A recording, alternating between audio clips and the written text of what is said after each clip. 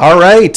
Hello, everybody. Welcome to the second Raptors Report broadcast, podcast. I am here with co-host Steve. Hello, Steve. How you doing? Good to see you on this fine evening. You too. Well, we have a pretty good show for you guys today because I am really interested in the developments that are coming out of the Toronto Raptors front office. And there is no doubt about it that everyone at this point, if you have a phone, if you've been paying at least any attention to the news, it's pretty big news, even if you don't follow basketball. So I'm pretty sure you're aware that the Masai Ujiri is no longer working with the Raptors. I don't want to say fired, even though I put fired in the title of the video. I mean, let's be honest. His contract was not renewed, and we're going to be getting into that. We are going to be getting into why the Toronto Raptors and Masai Ujiri have parted ways, and what it means for Toronto, the Raptors, all of that kind of stuff. We are going to be talking about what Masai has done in the city because it's important to get some context about kind of what he's brought to the table, what we're going to be missing with him in his absence, all that kind of good stuff. So we got a lot of stuff on the podcast for you today, so hope you enjoy. All right, so Steve, Masai, he's left. And we got to talk about kind of what he did in his tenure as general manager and also as president of basketball operations within Toronto. So what is the thing that sticks out to you most in your mind, maybe outside of the championship, about Masai? Yeah, outside of the championship, I'd say probably, like when I basically first saw the Shams tweet, I thought, first of all, that it was a hack. And I reacted to it, and then I deleted my reaction because I was like, oh, I got tricked. This is fake. And then I was like, oh, wait, okay, hold on. This is real. And the immediate feeling was just kind of like a lack of direction. So probably the thing that I would say that Masai provided was like a feeling of comfort and direction, was because, I mean, always with his speeches and everything, he was always very reassuring, and he kind of made himself the backbone of the organization. So I think like I would probably say the leadership and the structure is what he's just always been known for. He's one of the most omnipresent of all the presidents in the league. I don't know half the team's names of their presidents, but I think almost everybody knows him. That's a good point. I mean, name recognition is a big one. He was a larger-than-life character. As you said, the press conferences and all of that kind of stuff, he could really spin a narrative, tell you a story, give you an emotional response to something that is generally not seen as, the realm for emotions, sports. It's a lot of it's very cut and dry, very transactional, but he brought a human element to it that I think was pretty unique among sports executives that I really have not seen in the sports business for a long time. So let's go into what he did as a general manager, because I think that that's pretty important. He has been the president general manager for 13 years. He took over for Brian Colangelo, and he immediately just cleared the stink out of the room, got rid of Andrea Bargnani for a really good return. I think that just as his signature move right out of the gates kind of gave not only direction to the franchise, but just kind of cleared the slate and sort of got a lot of the bad energy, bad juju out of the room. And, of course, he followed that up with the Rudy Gay trade. There was a trade that was lined up where he was going to ship out Kyle Lowry as well. I'm sure that might come as a surprise to some of the younger fans, but the hero of the franchise, Kyle Lowry, was purported to be traded to the New York Knicks, but it was vetoed by James Dolan, the meddling general manager. And, that came back to bite them in the ass because that would have been, an amazing move for them, and he vetoed it. And the Toronto Raptors really, got the benefit of that end. And the Kyle Lowry era began. the Raptors were extremely successful, especially in the regular season, winning 50 games multiple times, being near or at the top of the Eastern Conference. Obviously, they made they made one Eastern Conference Finals, lost to the Cavs, LeBronto. Everybody knows all of that kind of stuff. And to cap it all off, obviously the biggest move that he, and I should say also Bobby Webster, because he was one of the architects of that moves, were the Kawhi trades and the Marc Gasol trade. Of course, Kawhi being the big one, Marc Gasol being the one that came afterwards, but also very important. What are your thoughts on kind of that era, and why do you think that it was so important, and what Masai did just to kind of legitimize the franchise? Well, yeah, if you want to start back at when he first came in, for me, that got me back interested in the team again, because I really followed the team pretty heavily during the TJ Ford, Jose Calderon eras, everything. I was pretty invested in the team, but the tail off of just kind of I don't think the team was very respected around the league. I didn't really pay that much attention. I was pretty young, but I don't think many people were that proud. Toronto was still very much just a hockey city. It didn't really have that, not a lot of people cared. So that was kind of like a reset of my interest in it, because I had really grown to hate Bargnani, as most fans did. Getting him out of there was a big thing. It was like, okay, I can watch this basketball again, because I was tired of watching a 7-foot guy who couldn't rebound. Yeah. So that was a great reset. And then I remember Lowry coming in. He didn't have the best rep. Bringing in Lowry, it's like he was maybe 25 or 20, something like that. And he had kind of, I think the book on him was he had attitude problems. Yeah, chip on his shoulder. Exactly. And as we've seen just great leadership throughout his entire time that he was with the Raptors, it's like kind of a far cry from what you saw in 2018, 2019, even though there were still stories about him during the 2019 season, about him, taking the ball and walking off the court, or he sat on the middle of the court or something. He was always a bit of a character. But I do think, he was a defining player that era as well. But yeah, for me, that was just like some of the best basketball I've ever watched from our city. And it was very much, I just knew us as a winning team. And that all came from those couple moves at the start, staying consistent, keeping DeMar, keeping Lowry. Obviously, consistently running into the LeBron problem was just something that the Raptors had to face. And then, everybody, at least for me, 2019 was probably the best year I've had in forever, because the pandemic came after that. But, 2019, obviously the defining year of most of the fan base. And he's, inseparable from that. No, absolutely. There's so many different moments that, he was the steward of, that he kind of helped bring to the city, for sure. Absolutely. And one thing I'll note, because when we were on the topic of Kyle Lowry, I'll give you some, there's some old man stuff, because I was following this team for quite a long time. But I'm sure maybe you've heard, the whole Steve Nash chapter, where he was the primary target for Brian Colangelo, and Kyle Lowry was actually the backup plan when Steve Nash decided to go to the Lakers when he became a free agent. The Raptors tried to lure him away from Phoenix, and he decided to go to the Lakers, but they ended up with Lowry, and it was the most fortuitous things that has happened to the franchise. And of course, Brian Colangelo, kind of got lucky, because, he made so many poor moves for the Toronto Raptors, that one being probably his best move as a general manager with us. But okay, which the irony of that move was that took away our pick for the next year, which was the Giannis draft that Masai so badly was trying to get a pick back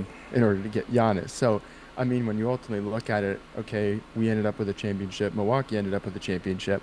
Right. But it's hard to separate that, where you're like, okay, well, though that was Colangelo's best move, it also kind of set us up for not getting Giannis, funny enough. It's true, yeah. Even the good moves he made were bad.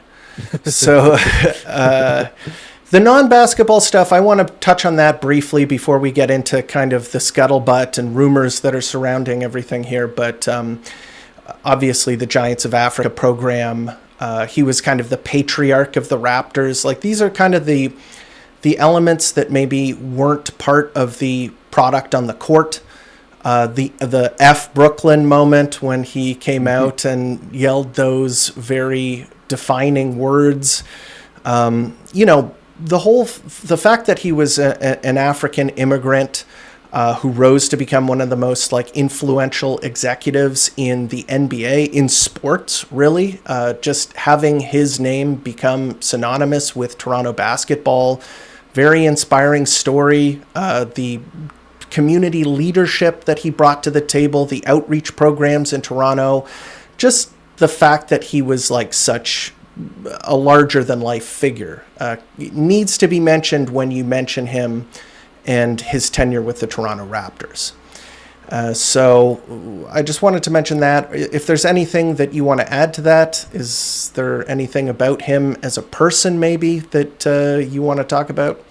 Well, I mean, if we're thinking about the Basketball Africa impact, I mean, you see it all over the league. We're getting more and more African players than there ever was, and it's slowly becoming a hotbed. When you look at guys like Maluach, I mean, he came through the program.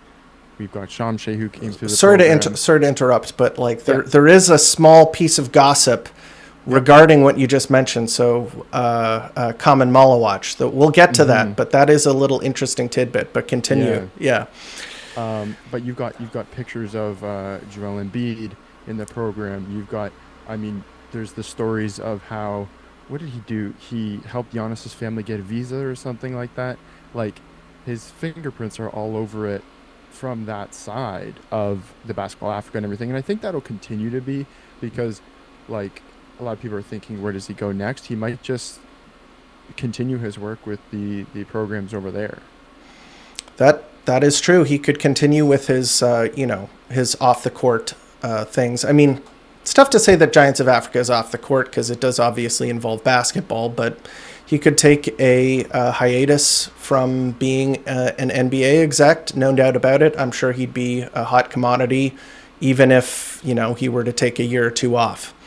In any case, I kind of want to talk about the last couple of years. This is probably the most tumultuous time in his tenure. He started off hot. He inherited a team that was going nowhere, turned it into a perennial, contender. And the past couple of years have been a bitter pill to swallow for the Toronto Raptors. They've only made the playoffs once. They have been, lottery bound multiple years in a row. They failed to add substantial talent around the core post-Lowry. The talent pipeline really was the culprit there because, as you may well know, I mean, I'm sure Raptors fans know that the Raptors have been a good drafting team for the majority of Masai Ujiri's tenure. He has a real eye for talent, and obviously the scouts. You can't disconnect him from the scouts. The scouting department has been great too. But unfortunately, the talent pipeline, so the finding the gems just did not happen. And as a result, three very good players, OG Anunoby, Pascal Siakam, Fred VanVleet, the post-Lowry core, let's just call it that, they were kind of left on an island. And obviously Scotty Barnes came in near the end, but he was just a rookie and, second-year player when all of that was happening. And as a result, that kind of flamed out. And I think that there were some real issues, real missteps that he made, including, I think just in general, just waiting too long to start the rebuild process. And as a sort of addendum to that, the Pirtle trade was sort of a symptom of that, where they tried to give it one last shot. But I feel like I love Pirtle. I think he's a good player. I think that the move was sort of throwing good money after bad. And now he's part of the other part of the rebuild, so it's not complete. All is not lost. Let's just put it that way. But the Siakam trade also was not very good. What do you have to say about the past couple of years? Do you think that there is reason maybe for Toronto parting ways with him?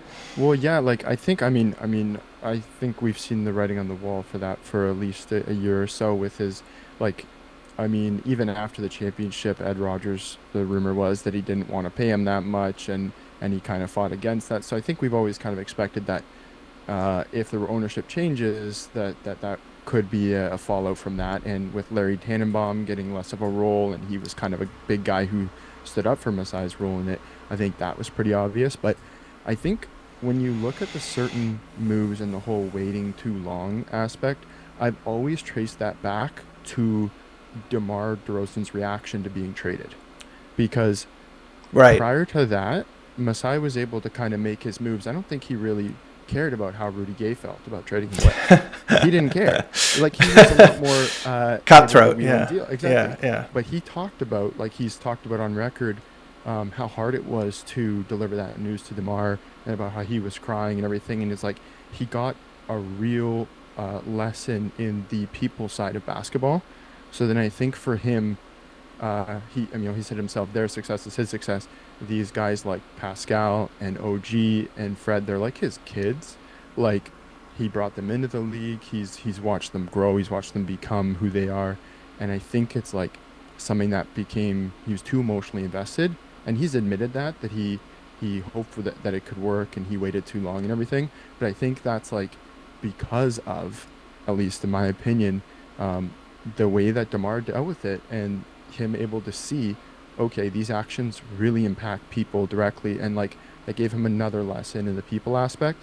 And I think maybe that's his flaw, is that he was caring too much about the people aspect of the players.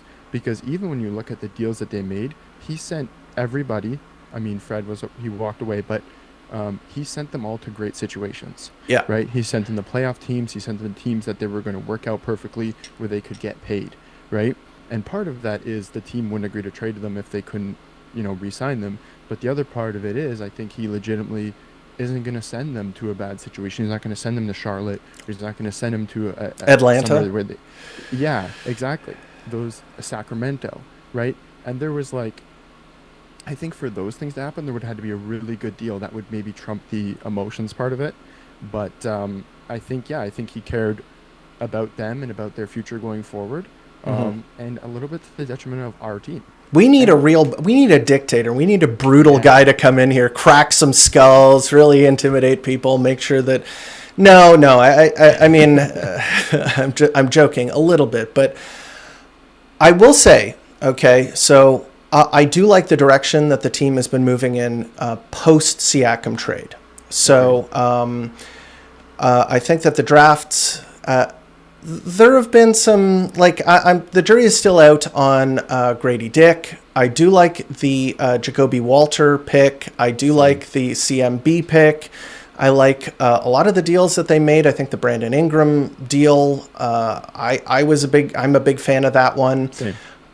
Pirtle, even though, like, yes, it was at the tail end of that other core, and it might have been a misstep, just sort of judging by how the team's trajectory was going. But this is kind of looking interesting entering next season. And I think that for people who maybe are on the outside looking in, you see a team in disarray, you see a team in the lottery. Hold on a second. For some reason it says that I need to upgrade to Pro, but I've already upgraded to Pro for this. But we might have to restart. Sorry to the people who are watching.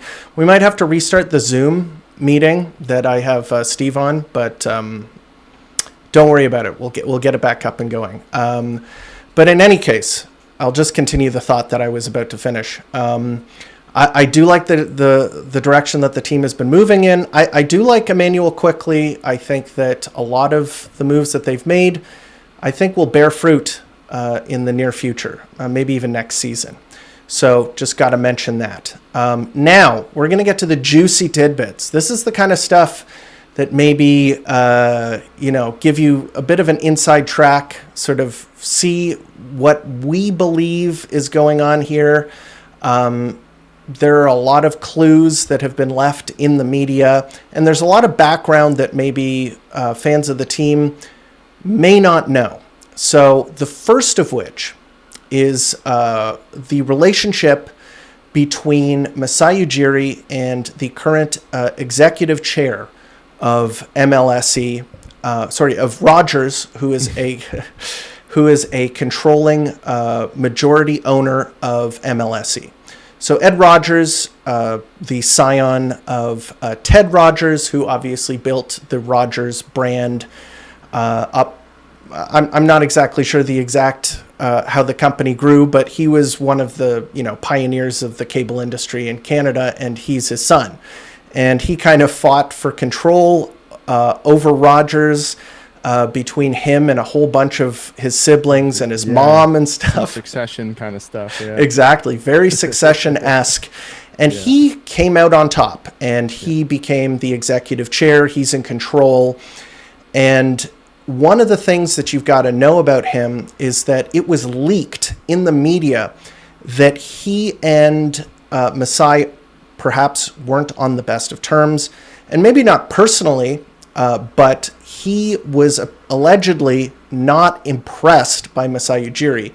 And I think a lot of it is not impressed by just how he came off. I think that was one of the things that I remember reading from the original article, is that allegedly he was just not kind of a fan of how he went about things. So, I mean, we'll just take a quick look here at Ed Rogers. As you can see, he's pictured here with his family and some other gentlemen that you may know giving the thumbs up. Hopefully you guys are able to see that because, this is the first stream that we're doing here. But do you think Ed is a 51st state guy? Do you think that's... That's certainly the vibe I get, honestly. But what I was thinking is that, it's probably not good for business. He probably would not be a 51st state guy if it came down to it, if it came down to the monopoly kind of that they have going on there. But if you drop the border, then free agents don't have the excuse about the border anymore. That's true. That's very true. Maybe we should be 51st state people. Who knows? That's right. In the name of the Raptors getting better food. Give up your sovereignty, get under the thumb of a wannabe autocrat. But there's a chance you could get a guy with the mid-level exception. That's very true. Exactly. Who's to say what's better?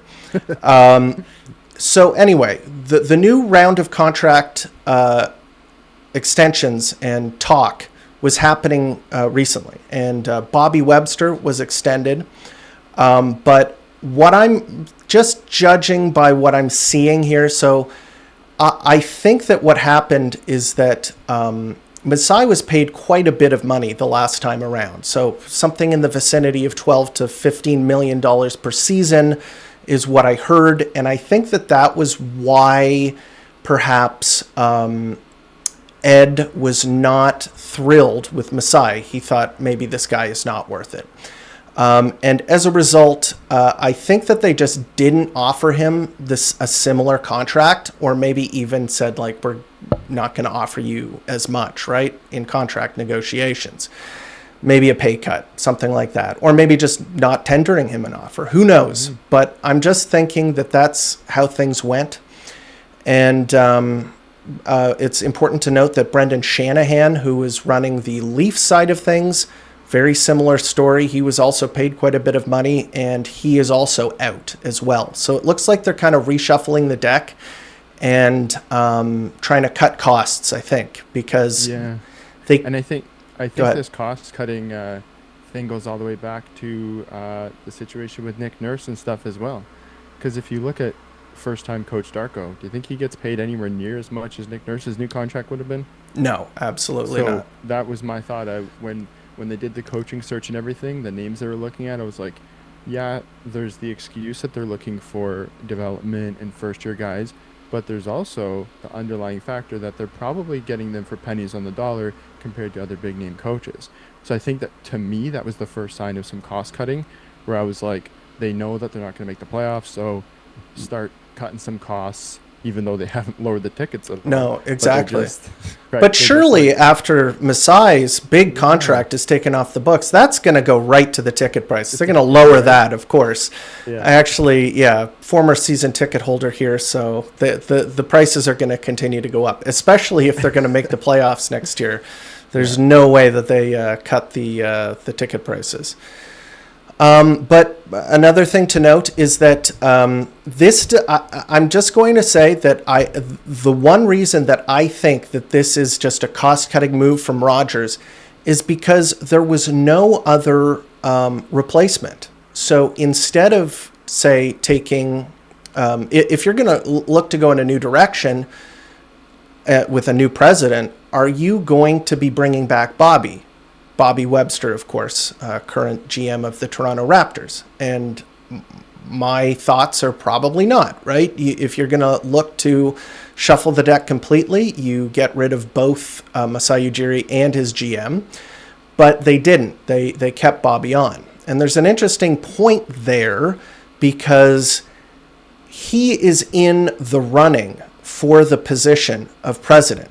And Keith Pelly actually, in the interview, mentioned that he was one of the people that would be considered for the job of president. Why don't I just quickly show that clip right now? Well, I think there are major factors that go into a decision at this large, but the primary reason in this case was the situation and where we currently are in basketball operations. As I talked about, the stability with our roster, the stability with our front office, and the stability with our coaching staff. And that allowed us to make a decision to move forward. Josh? Hi, Keith. Josh Lewinberg, TSN.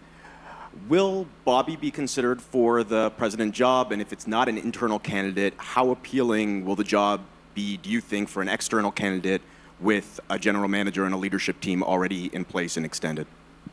Well, the first question is Bobby will be a candidate, and we've already talked about that. So he will be interviewed. And I think the president of an NBA franchise is always appealing. So I don't think that we will have any challenges whatsoever finding a strong, prominent businessman with an in-depth background in basketball operations.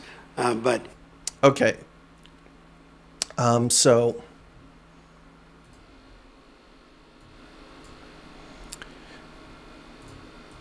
So as you heard there, Bobby Webster is a candidate for the position, but then he mentioned a couple of other things that are important to note.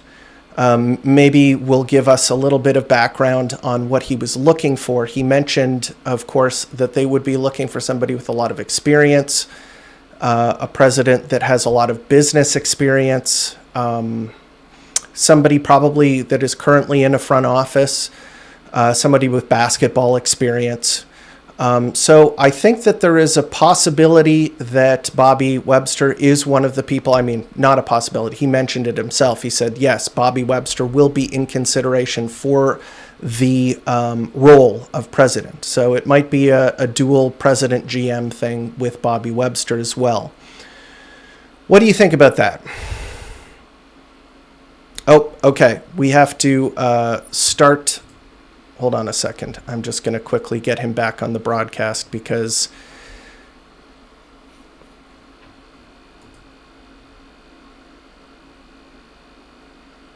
I apologize. I have purchased the premium version of the software, but for whatever reason, it is not.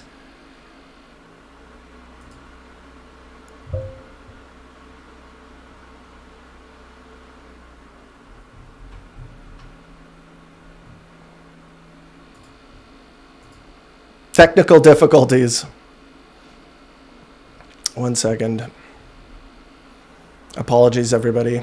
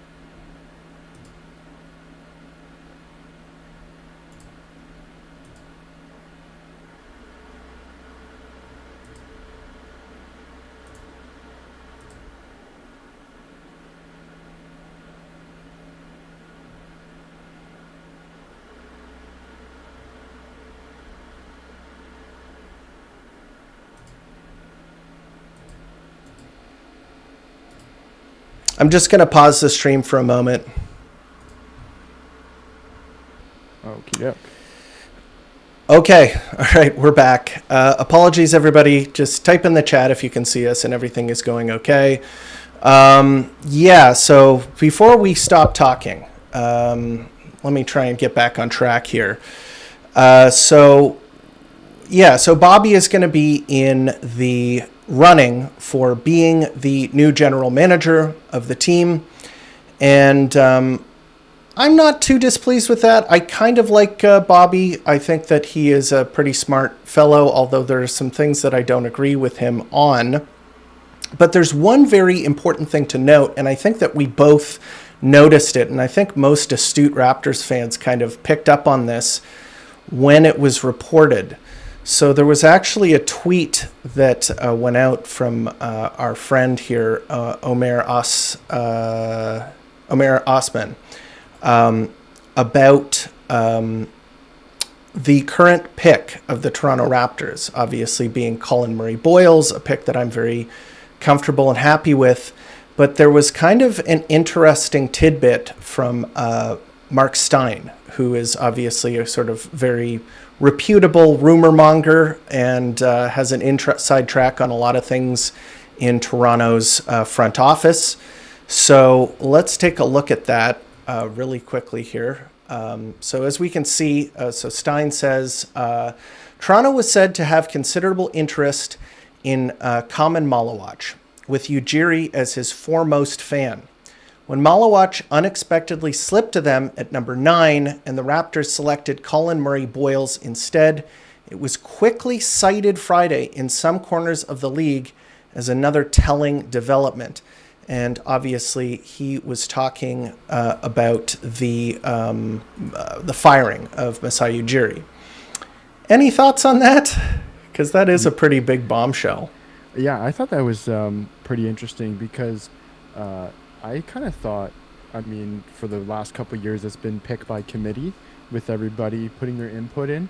And this kind of feels, the way this is framed, it sounds like Masai's input was just kind of vetoed, which I think is interesting. I'm certainly happy with Connor Murray-Boyles as the pick because for a couple of reasons I wasn't as high on Malawach, but it does answer some of those questions because a lot of people are like, how would Toronto, of all places, the team with the most Basketball Africa connections, pass on this guy? And that certainly answers a lot of that. Go on. There's another thing that I noted was that I think the architect, I mean, there was a lot made when it was first explored about the whole Vision 6-9 thing. And the biggest proponent of that, and the guy who was talking about that kind of philosophy quite a bit, was Bobby Webster. And I don't have any specifics here. I'm just going kind of off of the dome, thinking about the stuff that he said. And I'm pretty sure that that was kind of his MO and what his philosophy for team building. And there was an interesting moment when in one of the most recent interviews that he did, I don't have the footage, but I'll just let me cook here. He was saying essentially that you can run Colin Murray-Boyles at the 5 or play small, he said, referring to what CMB's role would be next season. He said, well, we can play small, we can do this. But when he mentioned it, he said, we can play small. You don't want to do that the whole game, though. So what I'm thinking is that this is an experiment that has been ongoing with the team for a while now, where they see the future of basketball as having this small ball option where you have forward-sized players playing at the 5 and doing the kind of switch-heavy, rotation-heavy, help-heavy defensive schemes.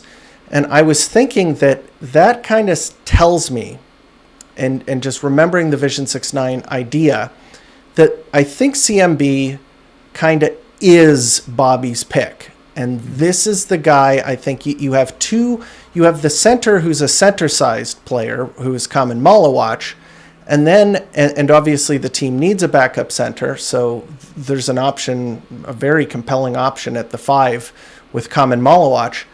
He maybe just knowing that he is going to be the guy kept on, they let him kind of drive the bus and make the pick, and CMB was his guy over perhaps Masai Ujiri with Kamen Malawach. What do you think about that theory? Do you think that that's kind of... I think that makes perfect sense to me. And I mean, what you're saying about if they're trying to kind of predict how the future of basketball is going to go, I would say that makes the most sense, because Toronto has, like, at least the Ujiri, Bobby Webster regime has always wanted to be a little different. They don't want to be like everybody else. That's why I think the whole Project 6-9, and then other teams were kind of doing the Project 6-9, so they're not doing that anymore. Right now kind of seems like the meta is the Twin Tower, too big up front. So of course we're not going to do that, because that would just be doing what everyone else is doing. So Right.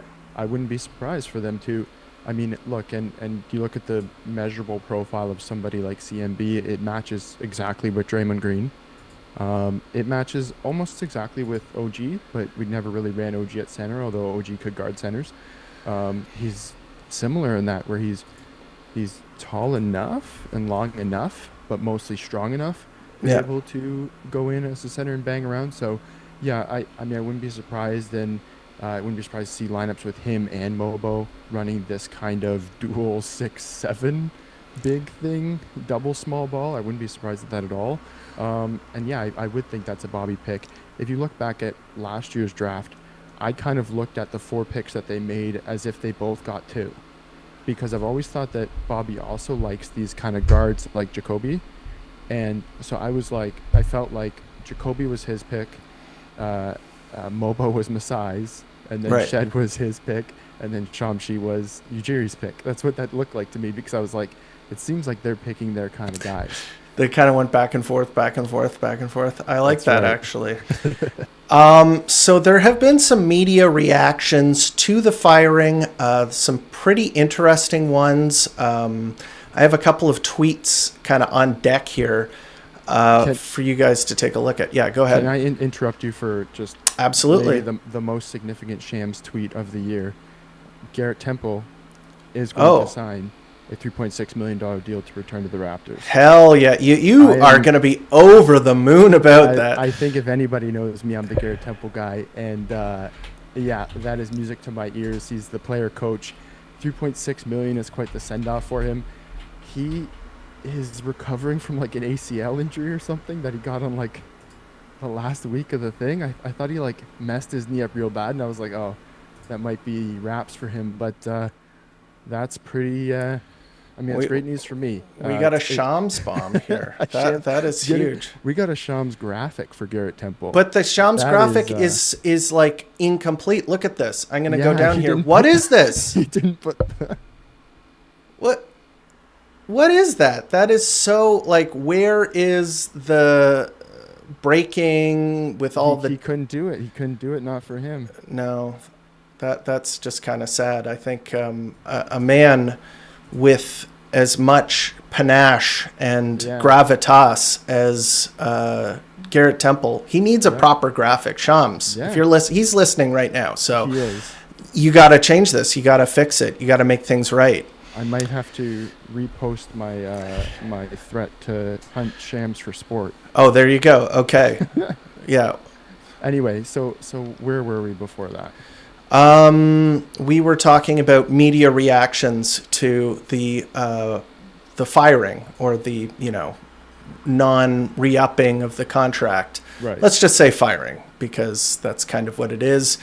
So the most interesting one was Josh Lewenberg.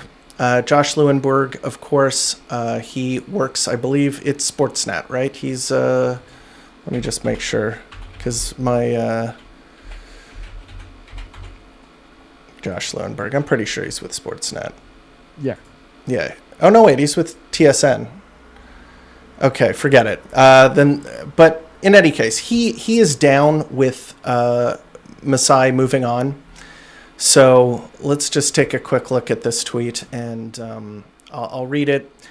The last 5 years have been bumpy. First of all, he does give him a proper send-off with a couple of, kind words, but then he gives kind of his editorial take here.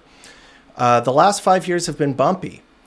171 to 229 record, 1 playoff appearance, missteps and poor asset management and internal development. Rival execs have described Ujiri as being hard to deal with, citing his ego. And then he adds his own kind of editorial here. It was time for a change, and the writing was on the wall with MLSE ownership shuffle. So, it sounds like Josh is on board. He thinks it was time to move on. I think it was interesting. I, quote tweeted that and said basically like, who cares what rival execs have to say about him? That doesn't quite make any sense. What is your take on that? I'm not surprised from Leuenberg for that. He kind of toes the company line pretty frequently. And the hard to deal with rearing its ugly head again really annoys me, because when that was first reported, it was like because he wouldn't accept really crappy deals from other general managers. Right. They're like, it's like, oh, you won't take our slop and you value your players so high. And then the players that he values so high become Eastern Conference MVP exactly and all this stuff, right? And OG had an amazing playoff push. And exactly. Fred VanVleet, I mean, I know that he's a very controversial figure amongst Raptors fandom, but I mean, the Houston Rockets were very good, and he was one of the best players on that team, and even kind of shut me up a little bit because he did have a decent playoffs and a pretty good end to the season. Yeah.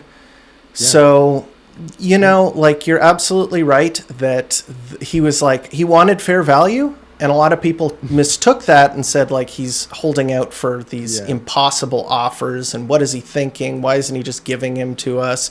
And I remember there was one, I think that maybe the hard to deal with element came out after, I'm pretty sure, the Atlanta Hawks kind of offered up the poo-poo platter with these just a really distasteful deal. Although Andre Hunter, Kobe Buffkin, that was the name of Adrian Griffin. Adrian Griffin, retired.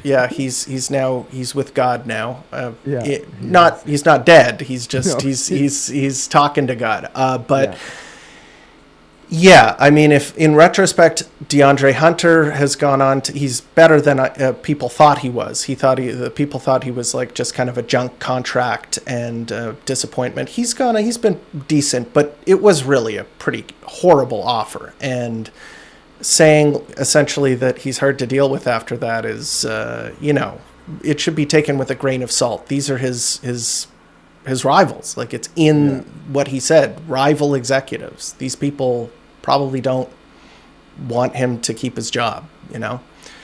So that's an interesting note. On the ego, the ego portion of it, because they mentioned ego, I think it's that he has a lot of pride and he carries himself with that pride. And I don't think that that's necessarily a bad thing for all areas, but I think that can maybe put some other people off. But when you look at, the history of teams that he did deal with, he really only traded like 4 or 5 teams. So there is a chance that there were some teams that would never prefer to deal with him from the get-go anyway, because maybe the personalities just didn't mesh. But there were many teams that, like how we were kind of a farm team for picks for the Spurs for a while. I'm sure the Spurs loved us. But you see like a couple other GMs where you're able to get a good, fair deal. I mean, you're able to make a deal with the Knicks, who are currently suing the Raptors, which was just the funniest thing ever. I know. And then they were in talks for another deal after that, and it was like, I thought you hated us. I know. I think a lot of that is driven by Dolan. Dolan, as you know, does not like Masai Ujiri. The Bargnani trade was like horrendous for the Knicks, and it was promptly fired Glenn Grunwald after that happened. Glenn Grunwald, obviously former Raptors general manager, but after that deal, he was pissed off, and that's Yeah, why the Lowry deal didn't go through, apparently. Yeah, you're not getting me again. And Exactly. It's like, well, this actually was a good deal for you.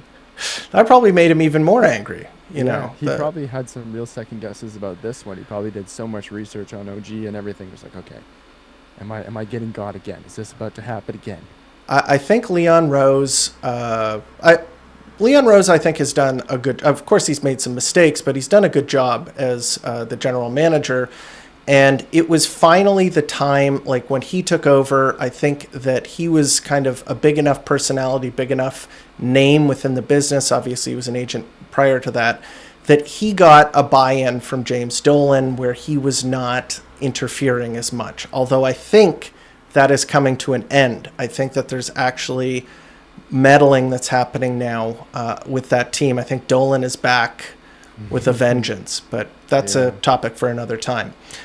In any case, just maybe we can talk very briefly to cap it all off, kind of where you see the team's trajectory, if there's going to be a change, where you think the team is headed, and maybe let's talk about what you would want to see from a new president, even if that is Bobby. Well, okay, so in terms of the team's trajectory, so I think Jake Fisher reported that they were still shopping IQ and RJ Barrett, right? Which is interesting because some people are like, why are you shopping IQ, our point guard, if it's time to win? And I actually looked at the roster, and when you look at it, what win now moves have been done? Okay, you could say that the Ingram deal was a win now move when it was a really good value play. But if you look at the oldest players on the team now, obviously now with Garrett Temple, the average age is dragged up. But before that, it was Yak at 29 years old and Brendan Ingram at 27. And those are their two oldest vets because Chris Boucher is not re-signed. He might not. So I looked at the average age of the actual team currently, and it was like 23.7 years old. And last year, the youngest team in the league was the Thunder at 1 years old. So you're looking at a roster of the youngest team in the league potentially, because teams like Washington have 4 or 5 vets who are over in their mid-30s, right? Raptors don't have that. But we all kind of have this idea that it's time to compete now. That it's time to make the playoffs now. I don't actually necessarily think that is fully guaranteed, because there's a couple win now moves and you think that it's ready, and I would expect that they are going to try to start winning. But if they sell off IQ and if they sell off RJ, I don't think, unless they include picks, they're getting better players than them back, right? So that's interesting because they do have some avenues. They can be chasing, a big fish, as it were. But when I look at the drafting of Elijah Martin, and you say, okay, he looks like another Jamal Shed. One thing I would not be surprised about is if by the trade deadline, if we're looking at games where Jamal Shed is the starter, and we now have Elijah Martin playing the backup as another cost-cutting move and to get us further under. Because if they move out IQ, they were already comfortable playing Davion Mitchell as a starting point guard for many games when they were only kind of trying to win games. I wouldn't be surprised if they do that with Jamal Shed in the same vein. So although there's steps that look like it's time to compete, I wouldn't be surprised if they kind of half pull the plug again with this new change. Because they might look at the next draft and say, we have all our picks, let's grab another guy before we compete. And in Michael Grange's recent article, he mentioned that a new president could be looking at Scotty Barnes's role as the person to build around, and if that's what you want to do. So they might give it a few months and they might say, is he taking that leap? And if he isn't, it might be time to pivot again. I think it's a possible there's a lot of ways that they could go. That's a good point. I think that there is maybe a little bit of pressure at the beginning of the season to make sure that everything works. And I don't want to say Darko is on the hot seat, but if you start your first 2 seasons with, not winning, like in the lottery both seasons, you're going to have, you're going to be entering the next couple of years as maybe a lame duck, or maybe a guy that is on the hot seat sooner rather than later. So I definitely hear what you're saying, that like next season is probably going to, come down to how the team starts. I think that that's a pretty good point to make. And so Grange, the Grange article had a couple of tidbits that we can get into in a little bit more detail. So the first of which was the one that you mentioned, when with obviously Scotty Barnes being evaluated as whether he is worth kind of building the team around. And with Masai Ujiri gone, and with a potential sort of shift to another president, he might be more under the microscope. So let's just take a quick look at that right here. We've got a picture of that right here. So a fresh set of eyes could be useful to assess whether Scotty Barnes is properly suited for the role of franchise cornerstone that he was assigned by Ujiri almost from the moment he was drafted number 4 in 2021, and how the other roster pieces fit.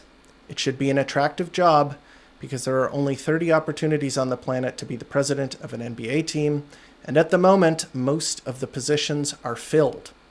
So that is a pretty good little tidbit there from the Michael Grange article, just kind of showing you that things are not as stable as it seemed when Masai was at the helm. Because when he's at the helm, as I think we've alluded to, there is definitely kind of a vision, and I think he believes in his guys and the people that he brought in.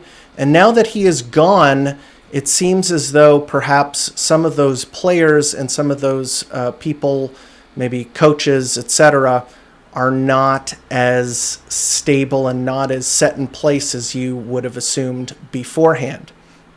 There was also kind of a funny moment in the Grange article that I think that we should take a look at here, which is the Ben Simmons thought here.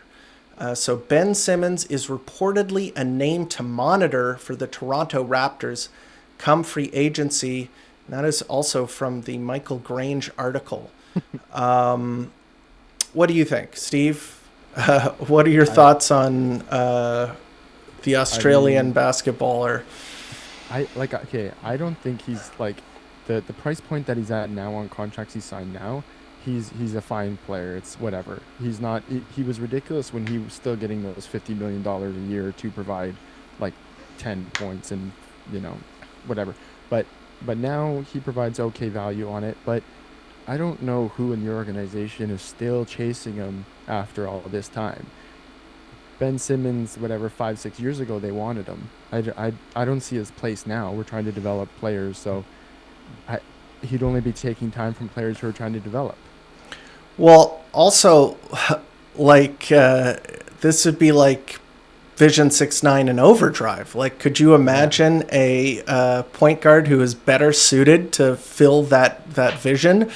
Unfortunately, the inability to shoot and the fact that he kind of plays whenever he feels like it, those are the things that are obviously a little concerning. And I'm not going to put too much stock in here. I don't think that the Toronto... I would be surprised if the Toronto Raptors were to sign Ben Simmons this offseason as one of their, trademark moves. But they have very little money to work with now. And if they've just given Garrett Temple $3.6 million, I don't think they had much more than $10 million before the tax and everything. So I don't see why they would spend money on him. I don't know why Grange threw that in, but it certainly gave me a chuckle when I read it. It's definitely a funny thing to think about. But I'm going to have to take a look. I'm going to crunch the cap because that is an important thing. That might be, something that we talk about for a future episode, just because with free agency approaching, the Toronto Raptors do have some decisions to make. Most of the team is under contract for next season, which I think is a good thing. I think that not having that up in the air, they're able to, enter free agency perhaps looking to move some of the players. I think there's going to be at least one trade this offseason with the Toronto Raptors, even though they have been mentioning standing pat. So it'll be interesting to see that. I will get into the cap and figure that kind of stuff out. But is there anything else that you think that we should be talking about here, or do you think that we've covered most of the bases? Well, I did want to touch on the whole backup center discussion, because that kind of wades into the free agency and the second round draft pick that we did use. You didn't draft a center when there were some options. And I just want to say, like, I think they seem pretty comfortable bringing back Shamshi in that, because apparently he'll be ready to go from his injury by Summer League. I'm thankful that it seems like the organization is still high on them and that wasn't just a Masai thing. I don't think that they put particularly high importance on the backup center role. No. And they're happy to run somebody. So I think that that we can just expect that that'll be made up by Shamshi and CMB, splitting those minutes for when you want a 7-foot-tall shot blocker or where you want to run those small ball lineups. So I wouldn't anticipate them signing anybody significant for a backup center spot in free agency. I don't think that there's anybody really worthwhile there. You don't want to chase Alex Len. You don't want to chase like Alex Len. Expensive. Exactly, right? Like those are when you run through the options, there's not good options. And I just don't see them really committing money to something that they kind of have the basis covered with, and they don't seem to, as an organization, ever put that much importance on it. Not at all. Totally comfortable putting out Bruno Fernando for 20 minutes a game, right? Orlando Robinson, Colin Castleton. Yeah. And that has definitely been the MO of the front office, is that I don't think that they value centers very highly. And this is something that I don't quite agree with. One of the things with Bobby Webster, I mentioned that I don't quite agree with him a lot on that point in particular. I think center play is pretty important. And a lot of the time, the thing about centers is that you can't really play traditional centers together the vast majority of the time. So their skill set is so duplicative that any dollar spent in excess of your starting center is kind of like a little bit of wasted money. Like, you don't want to be spending too much money on your backup center. So I kind of agree with him on that point. With that said, if Jakob Poeltl ever gets, knock on wood, if he misses any time and you're trotting out a team with no center, I don't want to go back to those days. No, exactly. And when you mentioned Alex Len, oh my God, I had the worst flashback to that Tampa season with him and Aaron Baines, and it was just horrible. The Tank Commanders, The Tank Commanders. Alex Len, there was some kind of weird locker room thing. Like, he and some other maybe more senior member of the team got into a spat, or he did something wrong and he was exiled from the team. So he was gone, and the Raptors had to deal with Aaron Baines for the rest of the season, who, oh my God, it was like Bruno Fernando. He was the original Bruno Fernando. Yeah, and I swear he wasn't that bad the season before. Any bit of ability he did have just disappeared, and you got clips of the craziest basketball sequences you ever seen of just like him not touching a ball going out of bounds because he thought that he couldn't, and just things that make no sense. It was entertaining in a painful way, because I'm a little messed up. I enjoy watching some tanking basketball. I like to watch young players feel it out, and I can get down watching, like, okay, this is a Charlotte versus Washington. I'm watching this instead of whatever the premier matchup is, because I'm like, let's see how these young guys go. For sure. And, league pass games. I love them. Yeah, but watching veterans who are on their last legs. Oh, yeah. It's a sad state of affairs. That was a horrible, horrible, horrible season. But at least we've got the stories to come out of it. I mean, if you were there for Baines and Len, you're a real Raptors fan. Okay. So in any case, I think that kind of wraps things up. Obviously, the news about Masai is, I'm going to say, pretty negative. I really empathize with him. I liked him as a person. I think that the team, after struggling for a while and him making some mistakes, I thought there was a redemption arc that was coming and the season was going to, bounce back and everything was going to come up roses. But unfortunately, it seems like his rope ran out and he is no longer associated with the Toronto Raptors. And for sure, easily, the best executive that's ever worked for the Toronto Raptors. He was a force, a guy who brought the city its first championship in a major sport since the Blue Jays in the very early 90s. It was definitely a cultural phenomenon. We the North, the branding, all of that kind of stuff. He deserves to be remembered in the city as, a winner and a guy who really put them on the map in terms of, as far as the NBA goes, especially. So, 3 cheers for Masai Ujiri. Best of luck in his next endeavors. And hopefully the Toronto Raptors and Keith Pelly and, Rogers are able to find an adequate replacement, even if, that happens to be Bobby Webster. But I hope for bigger and better things for the Toronto Raptors as well. And with that, Steve, thank you for joining me. Thank you to all the people who showed up. And I think we had like 50, 55 people in here. And thank everybody for watching along and chatting. Absolutely. And apologies again there were some technical difficulties, but of course, this is the first, live streamed podcast that we've done. There will be monumental improvements. I will be working very hard to make this work relatively well. I'm not going to promise the moon. I promise adequacy. So if you stuck with it, appreciate it. And we will see you next time.